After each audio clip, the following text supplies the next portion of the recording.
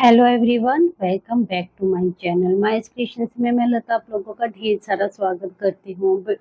Video ना कल शाम को ही मैंने शूट की थी। अभी मैं मार्केट से आई थी तो सिलाई का काम नहीं हो पाया। आज मंडे का दिन था और हस्बैंड भी घर पर होते हैं और भी बहुत सारे काम थे। मार्केट भी जैसे मुझे जाना था, कपड़े भी धोकर रखने होते हैं। ये सब काम मैं इसलिए निपटाती हूँ ताकि ट्यूसडे से लेकर फ्राइडे तक का जो दिन है ना वो ज़्यादा से ज़्यादा प्रोडक्टिव बन पाए मेरी सिलाई के काम को लेकर, वीडियोस के लिए। इस तरीके से चलती हूँ मैं। तो आज बस अभी मार्केट का काम भी निपटा कर आई हूँ। अस्तर वगैरह लेने थे जो वो लेकर आई हूँ, साथ में सब्जी वगैरह, ग्रोसरी का एक दो सामान जो खत्म हो रखा था वो सब मैं आज अभी लेकर आई हूँ। और अब मुझे डिनर भी बनाना है। अभी पहले बैठकर सोचा एक कप पानी है जो वो पी लेती हूँ। इसके बाद थोड़ा सामान अभी निकाल के रख दूंगी और फिर मैं साथ साथ में किचन का काम करूंगी। दिखाती हूँ आपको। ये देखिए, ये कुछ अस्तर हैं जो मुझे चाहिए थे अभी। तो ये मैं सब लेकर आई हूँ। और नज़दीक की मार्केट ही मुझे जाना पड़ा, जबकि मुझे दूसरी मार्केट जाना था तो मैं और ज़्यादा सामान लेकर आती। कुछ लेसिस वगैरह भी लेकर आनी थी, बट मैं नहीं जा पाई दूर क्योंकि हस्बैंड को काम था और वहां जाने के लिए मुझे थोड़ा घर से 5 बजे तक मैं निकल जाऊँ तो ठीक था। बट मैं लेट गई थी। अभी 6 साढ़े 6 का टाइम हो चुका था जब मैं गई थी और अभी जो टाइम हो रखा है ना वो 7:30 का टाइम हो रखा है। और फिर अभी जैसे खाना भी बनाना है और फिर नेक्स्ट डे जैसे सुबह 4:30 बजे उठना होता है। हस्बैंड की शिफ्ट होती है तो फिर जो डिनर टाइम होता है वो जल्दी जल्दी कंप्लीट करना होता है ताकि 10 बजे, ज्यादा से ज्यादा 10:30 पौने 11 हम सो जाएं। कई बार पौने 11 हो जाते हैं लेकिन कोशिश होती है 10 बजे तक सोने की। तो इस तरीके से होता है हमारा मंडे का दिन। तो आज की वीडियो में ना मैं सिलाई करते हुए तो शायद ना भी दिखूं आपको। सोचा था मैंने उस टाइम तक कि जल्दी जल्दी डिनर बनाकर कुछ एक दो ऑल्टरेशन का काम है ना जो वो कर लूंगी, बट नहीं हो पाया बाद में। तो आज की वीडियो में हम बात करेंगे कि सिलाई का काम हम सिर्फ अपनी मजबूरी ना बनाएं, उसको अपनी एक आदत बना ले। आलस उसके अंदर हमारा आ ही ना पाए। जैसा कि अभी टाइम चल रहा है ना गर्मियों का, देखिए बहुत ज्यादा गर्मी लगती है। किचन का काम भी करते हैं हम सब, बहुत सारे घर के काम निपटाते हैं ना, उसके बाद फिर मन करता है आराम कर लें थोड़ा सा, है ना। ये फिर आज उलझे हुए इस सिलाई के काम को ना हम शांतिपूर्ण ढंग से मन की आदत में बदल लेते हैं। जब हम नए नए सिलाई करना शुरू करते हैं ना, सोचते हैं कि इससे अपना एक बिजनेस बनाएंगे। हम सिलाई मशीन भी लाकर रख देते हैं लेकिन वो एक कोने में ही पड़ी रह जाती है। और इस वीडियो में समझने की कोशिश करेंगे कि इस आदत को, सिलाई करने की आदत को हम डेली रूटीन का हिस्सा कैसे बनाएं। सो फ्रेंड्स, कल की वीडियो में मैंने आप लोगों के साथ शेयर किया था कि जब हमें बुटीक स्टार्ट करना है, हमें अपना एक फैशन बुटीक स्टार्ट करना है, सिलाई का काम स्टार्ट करना है, उसको अपना अर्निंग का साधन बनाना है, तो क्या क्या जरूरी पॉइंट्स होते हैं जो आपको पता होना चाहिए ताकि उनके ऊपर आप अच्छे से काम कर सको। तो सेकंड वीडियो में आज की जो वो है ना, उसी टॉपिक के आगे आप समझ लीजिए कि जब हम देखिए नया नया काम स्टार्ट करते हैं, सिलाई मशीन भी लेकर आ जाते हैं लेकिन वो एक कोने में रखी रह जाती है, हम उसका यूज नहीं कर पाते। हम क्योंकि रूटीन नहीं बना पाते हैं तो यूज कैसे करेंगे। तो सिलाई की आदत हमारी ना बन ही नहीं पाती है। पॉइंट्स के थ्रू ना इस बात को समझने की कोशिश करेंगे कि अपने इस आलसपन को कैसे दूर करें। उस सिलाई मशीन जो हम लेकर आए हैं ना उसका हम यूज किस तरीके से बेहतर ढंग से कर सकते हैं। तो कुछ पॉइंट्स के थ्रू इसको समझने की कोशिश करते हैं। तो सबसे पहला पॉइंट पता क्या है कि सिलाई की आदत जल्दी छूट क्यों जाती है, इसको समझने की कोशिश करते हैं। देखिए फ्रेंड्स, हम हाउस वाइफ है ना, बहुत सारे कामों में उलझे हुए रहते हैं। बहुत सारे काम होते हैं घर के, है ना, बहुत सारी जिम्मेदारियां होती हैं। काम बिगड़ने का डर भी होता है। तो इस तरीके से हमारी जो सिलाई की आदत है ना वो हमें लग ही नहीं पाती है। कभी एक थोड़ी देर हमने काम कर लिया, कभी एक दिन कर लिया, कभी हफ्तों हफ्तों फिर उस सिलाई मशीन को हमने हाथ ही ना लगाया। ये जो एक दिन हमने काम किया और फिर 10 दिन उस काम को हाथ नहीं लगाया ना, ये ही आपकी सबसे बड़ी रुकावट है। तो इसके लिए क्या कर सकते हैं, देखिए फ्रेंड्स, पहले दिन की प्रोडक्टिविटी हमारे इसके अंदर बहुत ज्यादा हिस्सा या फिर योगदान कह लीजिए वो देगी। पहली ही कोशिश में जब हम मतलब किसी भी तरीके से बिना बिगाड़े हुए कपड़ा जो है स्टिच कर लेते हैं, आप ये कह लीजिए, इस बात को आसान लफ्जों में समझाने की कोशिश करती हूँ कि जब आप किसी भी काम को बिना बिगाड़े हुए उसे कंप्लीट कर लेते हैं, अपनी उम्मीद से भी ज़्यादा अच्छा उसका रिजल्ट होता है, तो आपको बहुत ज़्यादा मोटिवेशन मिलती है, बहुत सारा काम करने का फिर आपका मन करता है ना। लेकिन पहली ही कोशिश में अगर आपसे कपड़ा बिगड़ जाए, यानी कि आपसे कोई ना कोई इधर-उधर मतलब आपको झंझट पेश मतलब इधर-उधर कोई भी है या आपकी फिटिंग सही नहीं आई, स्लीव्स आपने अच्छे से अटैच नहीं की, नेक आपका टेढ़ा-मेढ़ा जा रहा है ना? तो इस तरीके से जब आपके सामने प्रॉब्लम्स खड़ी होती हैं ना, तो फिर आपका बैलेंस है जो बिगड़ने लगता है, मोटिवेशन डीमोटिवेशन में बदलने लगता है। क्योंकि आपका काम आपने सही तरीके से कर ही नहीं पाए, तो उससे आपके अंदर एक निराशा पैदा हो जाती है। हम सोचते हैं कि पहली ही बार में हमारी परफेक्ट फिटिंग, परफेक्ट तरीके से हमारा जो भी हमने ड्रेस बनाई है वो कंप्लीट बनकर आए। लेकिन हम एक बात भूल जाते हैं, कोई भी काम, कोई भी इंसान पहले ही दिन परफेक्ट नहीं कर लेता है ना?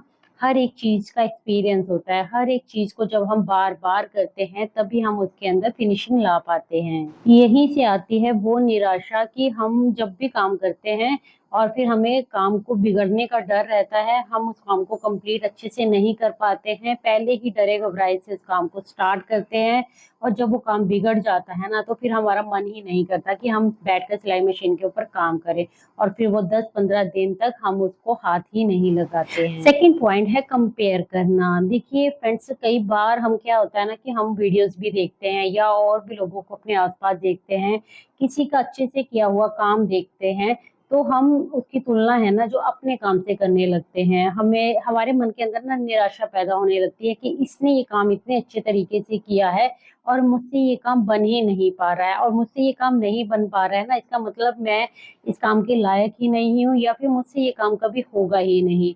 लेकिन वही आप चूक कर जाते हैं, एक बात को समझना बिल्कुल भूल जाते हैं कि जिस इंसान से या फिर जिस भी किसी से हम अपना कंपैरिज़न कर रहे हैं, उसका कितने सालों का अनुभव हो सकता है, कितने दिन में, एक दिन में उसकी कितनी मेहनत हो सकती है, इन सब चीज़ों को हम एक साइड कर देते हैं, बस हम उससे अपनी तुलना करते हैं। जबकि हमने काम अभी स्टार्ट किया होता है, तो हम उसके साथ कंपैरिज़न कर ही कैसे सकते हैं? क्या कंपैरिज़न करना जायज़ है फिर? नहीं है ना। तो क्यों कंपैरिज़न करना है किसी के साथ? अपने किए हुए गलत कामों को अगर आप खुद ही निरीक्षण करेंगे, है ना? खुद ही समझने की कोशिश करेंगे कि ये काम मुझसे बिगड़ा तो बिगड़ा कैसे? या फिर मैं इस काम को किस तरीके से सुधार सकती हूँ? तो उसके ऊपर अगर आप काम करेंगे ना, तो डीमोटिवेशन नहीं आएगा, बल्कि आप उस बिगड़े हुए काम को सुधार सकते हैं बहुत अच्छे से। तो इसलिए कंपैरिज़न से बचना चाहिए। किसी और के कामों को देखकर आप मतलब अपने अंदर निराशा पैदा मत कीजिए। किसी और से कुछ सीखना है तो अच्छी बातें सीखिए कि हाँ, मैं भी इतनी मेहनत करूँगी या फिर मैं भी धीरे-धीरे जब रोज़ एक काम को करूँगी ना, तो मेरे अंदर भी निखार आने लगेगा, मेरा काम फिनिशिंग के साथ होने लगेगा। देखिए प्रैक्टिस ही सबसे बड़ी चाबी होती है अपने काम को अच्छा करने की, है ना?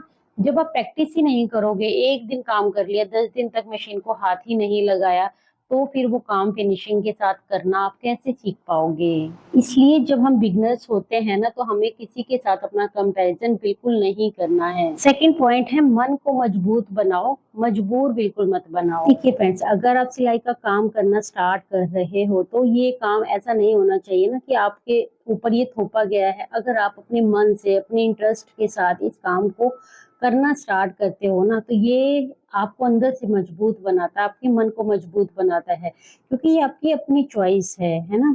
लेकिन अगर आप इसके अंदर इंटरेस्ट ही नहीं रखते, या तो आपने देखा-देखी इस काम को स्टार्ट कर लिया है बस, और या फिर आपने किसी को कहते हैं ना कि किसी की जलन में ये काम स्टार्ट कर लिया है कि उसने स्टार्ट किया तो मैं भी स्टार्ट करके दिखाऊँगी, मैं भी इसको काम को करके दिखाऊँगी। तो इस तरीके से ये काम नहीं चलता है। अगर आपका इसके अंदर इंटरेस्ट होगा ना, तो आप अंदर से मजबूत रहेंगे, पेशेंस आएगा आपके अंदर, है ना? इस काम को बार-बार लगन के साथ करने की अ, लालसा ना आपके अंदर खुद ही होगी। तो ये काम ना आपके मन को मजबूत बनाने वाला होना चाहिए, मजबूरी में नहीं होना चाहिए। सिलाई का शौक आपकी खुशी, आपकी अंदरूनी पावर होनी चाहिए, ना कि आपकी मजबूरी होनी चाहिए। चलिए अगला पॉइंट ये भी है कि घर की ज़िम्मेदारियाँ इतनी होती हैं तो समय निकलेगा कैसे। देखिए फ्रेंड्स, अपनी रोज के रूटीन में छोटे छोटे बदलाव, स्मार्ट हैक्स का यूज करके आप अपने कामों को बेहतर तरीके से टाइमली कर सकते हैं। किचन साफ करें तो खाना बनाते समय साथ साथ किचन साफ कर दें, है ना। कपड़े धुलने हैं तो साथ के साथ आप किचन में काम करते हुए कपड़े धुल सकते हैं। देखिए मैं हमेशा अक्सर, जैसे कि अभी गर्मियाँ चल रही हैं तो मैं शाम के टाइम अपना काम करती हूँ, और शाम के टाइम पे अभी तो मैं डिनर बना रही हूँ, लेकिन मैंने आपको बताया था ना मैं मार्केट होकर आई हूँ, तो मार्केट जाने से पहले मैं अपने कपड़े वगैरह धोकर गई थी। अब शाम को कपड़े धुल गए हैं, अगले दिन मैं उसको फोल्ड भी करके रख दूंगी। किचन का काम करते करते जब शाम को मैंने सबको स्नैक्स वगैरह दिया, या जो भी शाम का हमारा काम होता है चाय कॉफी पीना, उस टाइम तक मैंने एक तरफ मशीन लगा दी, साथ के साथ मेरे कपड़े धुल गए। आपको मल्टीटास्किंग किचन में खड़े होते हुए करनी ही पड़ेगी अगर आप सिलाई का काम करना चाहते हो। आप ऑडियो सुन सकते हैं। देखिए काम करते समय अगर आपको अच्छे पॉडकास्ट सुनना, या फिर अच्छी किताबें सुनना, या फिर भजन वगैरह के कुछ भी सुनना, या फिर आपको हिंदी सॉन्ग पसंद है तो आप वो भी सुन सकते हैं। काम करते समय जब आप पॉजिटिविटी को ग्रहण करते हैं ना, मेरा मानना तो ये है कि जब आप कुछ अच्छी चीजें सुनते हैं तो आपको अंदर से मोटिवेशन मिलता रहता है, आप प्रसन्नचित होकर काम करते हैं। और जैसे कि मैं हमेशा कहती हूँ कि या तो आप लंच और डिनर एक साथ बना दें, है ना, या फिर आप अपने ब्रेकफास्ट जब आप करते हैं तभी आप अपने लंच की साथ साथ तैयारी कर दें, ताकि दोपहर का काफी समय जो है आप अपने सिलाई के काम को दे सकें। हम कई बार 20 मिनट 25 मिनट को कुछ भी नहीं समझते हैं, लेकिन 20 मिनट के अंदर आप एक सूट की कटिंग करके रख सकते हैं, है ना। कोई काम है, कोई ऑल्टर का काम है, आप वो कर सकते हैं। इस तरीके से आप अपने कामों को निपटा सकते हैं। 20 मिनट की भी ताकत को पहचानना सीखिए। यहाँ पर 20 मिनट की बात मैं इसलिए कर रही हूँ कि ज्यादातर हम ना छोटे छोटे, जब हमारे पास 10 मिनट होते हैं, 15 मिनट होते हैं, तो हम अपने हाथ में मोबाइल ले लेते हैं और हम सोचते हैं 10-15 मिनट, यानी कि मान लीजिए आपने सब्जियां मंगवाई हैं, आपने ऑर्डर किया है सामान, और वो उसको आने में भी 10 और 15 मिनट लगेंगे। तब तक आप बैठकर सिर्फ अगर अपना मोबाइल देख रही हैं, है ना, टाइम को वेस्ट कर रही हैं, तो उसकी जगह पर अगर आप जाके एक कुर्ती के ऑल्टर कर लें, है ना, कोई एक शर्ट की कटिंग कर लें, इस तरीके से आप जब छोटे छोटे कामों को, है ना, टाइमली करते रहते हैं तो उससे आपको मोटिवेशन मिलता रहता है। एक तो आप अपने काम के साथ हमेशा जुड़े रहते हैं। मैं कहती हूँ कि डेली रूटीन में अगर, मतलब ये होता है ना कि ज्यादा नहीं तो थोड़ा ही सही, आप कुछ ना कुछ काम जरूर से करो सिलाई से रिलेटेड। बिगनर्स हो ना, तो आपके लिए नेसेसरी होना चाहिए कि आप चाहे 15 मिनट चाहे 20 मिनट आपको लगाना ही लगाना है सिलाई के काम को। मतलब आपको अपनी सिलाई के काम को अपने आप से जुदा नहीं करना है, उसमें गैप बिल्कुल भी नहीं आने देना है, और आप खुद देखोगे कि थोड़े ही दिनों में उस काम की आपको इतनी आदत लग जाएगी कि आप फिर खुद समय निकाल निकाल कर उस काम को करना पसंद करेंगे।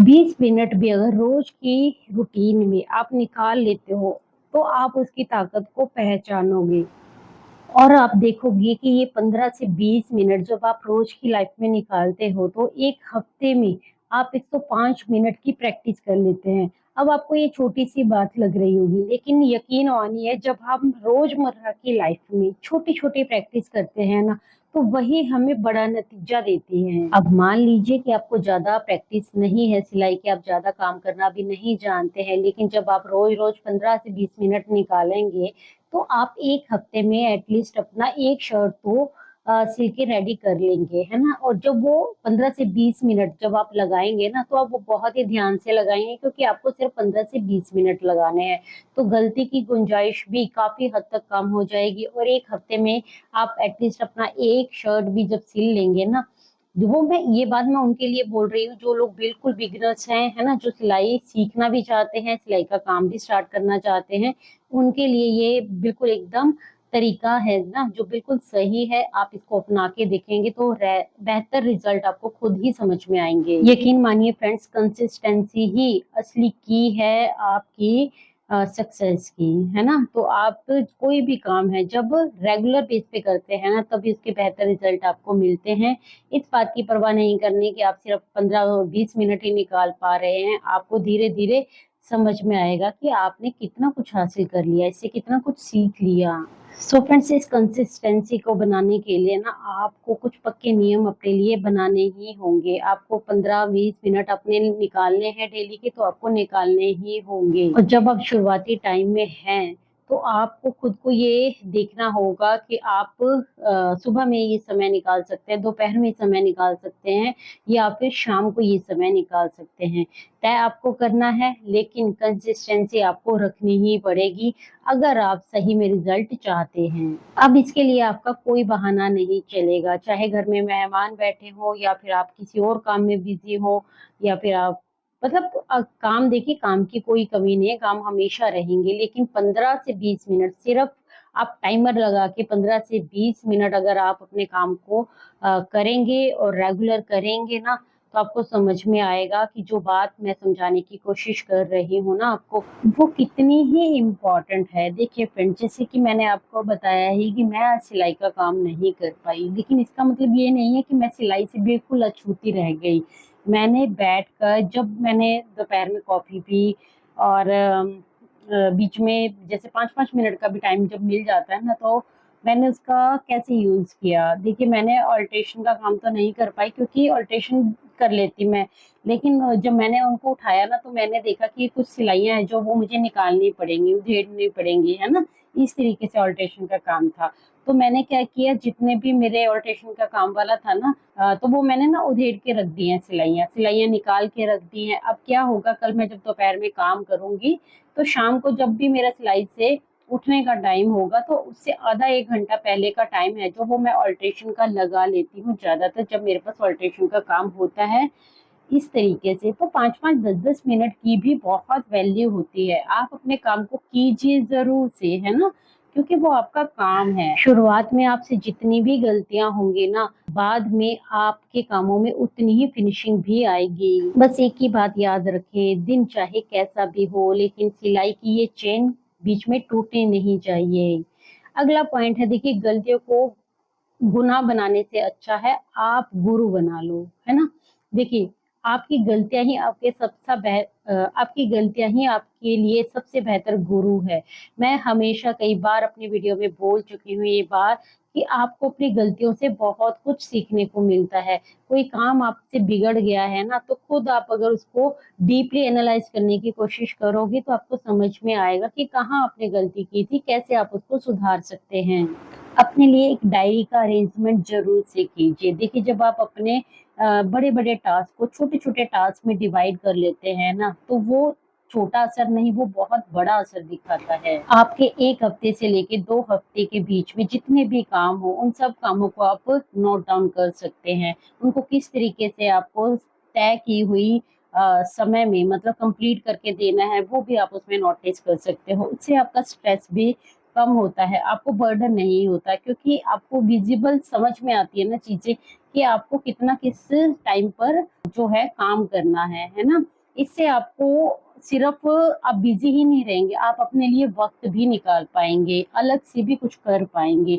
फिर आप सिर्फ़ 20 मिनट पे ही सिमट के नहीं रह जाएँगे, आप अपनी तय सीमा से ज़्यादा भी काम कर लेंगे। जब आप लिख कर किसी काम को करते हैं ना, तो वो पहाड़ जैसा काम भी ना पहाड़ जैसा नहीं रहता, वो एक रोमांच वाला, यानी कि क्रिएटिविटी वाला काम बन जाता है ना? क्योंकि आपको ना ऐसे लगता है जैसे किसी ने आपको एक टास्क दिया है, आपको वो कंप्लीट कर देना है, और जब वो आप उसको कंप्लीट कर देते हो, तो आपको एक अलग ही खुशी मिलती है, और वो खुशी ही आपको मोटिवेट करती है। और लास्ट में आप लोगों से एक ही बात बोलूँगी कि अगर आप हाउसवाइफ हैं, घर से होम बुटीक चलाना चाहती हैं, है ना? अपने घर के कामों को भी उतनी ही तवज्जो देना चाहते हैं जितना आप अपने सिलाई के काम को देना चाहती हैं, तो कोई भी अपने लिए कठोर नियम कभी भी ना बनाए। दिनचर्या देखिए, दिनचर्या में फिट होने वाले जो छोटे-छोटे टास्क होते हैं ना, उन्हीं को ही निर्धारित कीजिए। जितना कंप्लीट हो जाए बहुत अच्छा है, कुछ ना भी कंप्लीट हो जाए तो स्ट्रेस ना पालें, क्योंकि घर के काम ना कभी भी बदल सकते हैं। अचानक से कोई आ सकता है, हमें कहीं जाना पड़ सकता है, हमारी तबीयत खराब हो सकती है, घर में किसी और की तबीयत खराब हो सकती है। तो इस तरीके से एक हाउसवाइफ की जो दिनचर्या है ना, जो डेली रूटीन है, वो हमेशा फ्लेक्सिबल होनी ही चाहिए। आपको 4-5 ऐसे काम ज़रूर से नोटिस करने हैं जो पूरे दिन में आपको कंप्लीट करने हैं, लेकिन सबसे पहले जो 2-3 की नंबर पे आए ना काम आपके, वो वही होने चाहिए जो अर्जेंटली आपको करने ही करने हैं, है ना? ताकि आप जब सुबह उठे अपने कामों को खत्म करें ना, तो आपके माइंड क्लियर होना चाहिए कि आपको पहले इन कामों को करना है, और जब वो काम कंप्लीट हो जाएंगे दूसरे उसके साथ साथ अगर आप कंप्लीट कर लोगे तो आप बहुत अच्छे खुश फील करोगे। और लेकिन किसी दिन अगर आप उन चौथे पांचवे काम को पूरा ना भी कर पाओ तो आपके ऊपर स्ट्रेस कभी भी हावी नहीं होगा, क्योंकि आपने अपने टास्क उस अकॉर्डिंग ही लिख रखे हैं जिस अकॉर्डिंग आपको कंप्लीट करने हैं, क्योंकि वो इतने इंपॉर्टेंट थे ही नहीं, है ना? चलिए थोड़ी सी जाते जाते आपको अपनी रात की रूटीन दिखाती हूँ। देखिए मैं आपको भी थोड़े दिन पहले बोल रही थी मेरे पैरों में बहुत दर्द है। अच्छा, एक वीडियो में मैंने देखा था कि रात में पानी में ना मखाने 5 से 6 मखाने भिगो के सो जाइए, उसको सुबह उठ के खाली पेट आप पीजिए, है ना? तो ये मैंने शुरू किया है, कम से कम 1 हफ्ता हो गया, मुझे काफी अच्छा फर्क है जो फील हो रहा है। मैं डॉक्टर के पास अभी तक नहीं गई, मैंने सोचा पहले अपनी थोड़ी रूटीन को सुधारने की कोशिश करती हूँ, क्योंकि मैं भी काफी दिनों से ना ध्यान नहीं दे पा रही थी। बादाम छूट गए थे, दोबारा से बादाम को मैंने भिगोना शुरू कर दिया है, खुद भी खाती हूँ, बच्चों को भी देती हूँ, है ना? और दूसरा मैंने ओट्स खाना शुरू किया है। मतलब काफी सारी चीजों में मैंने बदलाव किया है। और ये रात की जो हमारी रूटीन होती है ना, ये हमारे सुबह को, अगले दिन को कैसा है होगा हमारा दिन ना, वो सारी चीजें हमारे रात के रूटीन पर भी डिपेंड करती हैं, है ना? अपने लिए कुछ कुछ जरूरी चीजें आप रात में करके जरूर से सोएं, जो आपके शरीर को भी बेहतर रखे, क्योंकि बेहतर शरीर होगा ना तो माइंड भी अच्छा सोच पाएगा, अच्छा कर पाएगा। साथ ही में यहाँ पर मैं बादाम भी भिगो रही हूँ, मैंने मखाना बताया आपको। और ये मखाना अगर आपके भी पैरों में दर्द रहता है ना, तो आप वो करके देखिएगा, आपको जरूर से फर्क मिलेगा। अभी तो मुझे 1 हफ्ता ही हुआ है इसको करते हुए, इसको कंटिन्यूसली हमें 1 महीने तक जरूर से करना है। और यही इनफ नहीं है, और भी बहुत सारी चीजें होती है। देखिए अपने खान पान का ध्यान रखिए। मैंने ब्रेकफास्ट में ओट्स खाना स्टार्ट कर दिया है, उसका भी अच्छा रिजल्ट होता है।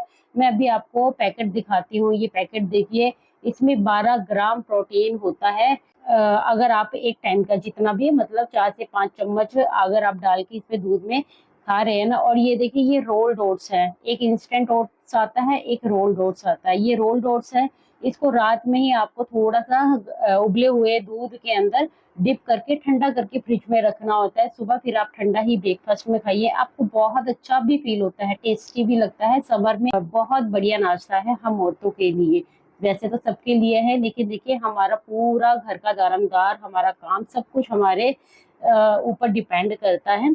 तो अपना ख्याल रखना बहुत ज्यादा जरूरी है। मैंने अपना ख्याल रखना पहले से थोड़ा और बढ़ा दिया है, क्योंकि मैंने काफी दिन अपने पैरों के दर्द को भुगता है। अब मेरे पैर दर्द नहीं कर रहे हैं, और अभी तक मैं डॉक्टर के पास नहीं गई हूँ। डॉक्टर के पास जाने को ना मैं पहले अवॉइड ही करती हूँ, सोचती हूँ कि क्या इसके कारण हो सकते हैं, क्यों मुझे कहाँ पेन हो रहा है, तो क्या इसकी वजह हो सकती है, उसके ऊपर कोशिश करती हूँ ध्यान देने की। और एक और चीज दिखाती हूँ, ये पानी देखिए आप, इस पानी को तो हमारी डेली रूटीन का हिस्सा है, ये मैं भी और मेरे हस्बैंड भी पीते हैं, लेकिन मैं रात में भी पीती हूँ, हस्बैंड रात में नहीं पीते हैं।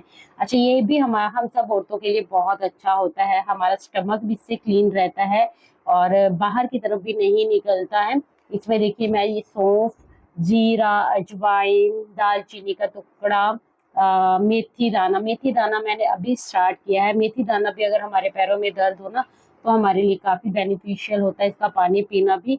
और पानी के बाद अगर आप कच्चा खा सके उसको, जो बच जाता है, पर मैं नहीं खा पाती क्योंकि कड़वा बहुत होता है। लेकिन जितना हो जाए हमसे, जो चीजें हो जाए पॉसिबल, वो बहुत अच्छी है हमारी सेहत का ध्यान रखने के लिए। साथ में अजवाइन भी। तो ये सब चीजें हैं, इसको बॉईल करने के बाद थोड़ा सा वार्म ही मैं इसको पीना पसंद करती हूँ। तो ये रात की मेरी हर्बल टी होती है। ये हर्बल टी हर एक औरत को पीकर सोना चाहिए, मुझे ऐसा लगता है। इससे बहुत बेनिफिट मिलता है, बहुत ज्यादा हमारा वेट नहीं बढ़ता है, क्योंकि हम ना कई बार काम में बहुत ज्यादा फंसे होते हैं तो हम इतना ध्यान नहीं दे पाते। लेकिन ये छोटी छोटी आदतें अगर हम अपने जीवन में अपना लेते हैं ना, तो ये हमें काफी बेहतर रिजल्ट देते हैं। देखिए छोटी छोटी आदतें, कोई बड़ा टास्क नहीं है ना इसमें, लेकिन ये हमारी पूरी लाइफ को बैलेंस करके रखती हैं। है ना। तो मैं इस रूटीन को आज कर रही थी आपके सामने रिकॉर्ड, तो मैंने सोचा शेयर भी कर देती हूँ। तो आपके भी हो सकता है किसी को भी ऐसी प्रॉब्लम फेस करनी पड़ रही हो तो उसको भी काम आएगी। और ये सच बताऊं तो प्रॉब्लम फेस नहीं भी करनी पड़ रही है, क्योंकि अब 30 40 50 के होते होते ये प्रॉब्लम हमें वैसे भी फेस करनी ही पड़ती है, आज नहीं तो कल करनी पड़ेगी। इसलिए धीरे धीरे अपनी लाइफस्टाइल को अगर आप लोग भी थोड़ा बेहतर बना लेते हैं तो बढ़िया ही रहेगा। चलिए फ्रेंड्स, अभी मेरा काम तो खत्म नहीं हुआ है, लेकिन इस वीडियो को एंड में यहीं पर कर देती हूँ। मुझे अभी ये किचन का काम समेटने के बाद जो सब्जियां अभी डाइनिंग टेबल के ऊपर ही रखी है ना, इनको भी अरेंज करके रखना है। उसके बाद मैं थोड़ा सा अपना काम करूंगी जाके। अगर वीडियो का देखूंगी कुछ जितना भी हो पाया, 10 मिनट 15 मिनट इसके ऊपर भी मैं लगाऊंगी अपना। और उसके बाद सोने का टाइम हो जाएगा। मैं मिलती हूँ आपसे कल एक न्यू वीडियो के साथ। आज की ये वीडियो कैसी लगी आपको? इन्फॉर्मेटिव तो थी ही। अगर आपको भी पसंद आई है तो प्लीज चैनल को सब्सक्राइब करिएगा। अगर अभी तक सब्सक्राइब नहीं किया, वीडियो को लाइक कर सकते हैं और शेयर करके मेरा मनोबल बढ़ा सकते हैं। साथ में कमेंट कर सकते हैं जिससे आप मुझे मोटिवेट कर सकते हैं। हाइप देना बिल्कुल मत भूलिएगा वीडियो को। मैं मिलती हूँ कल एक न्यू वीडियो के साथ। तब तक के लिए friends take care, bye bye, thanks for watching guys.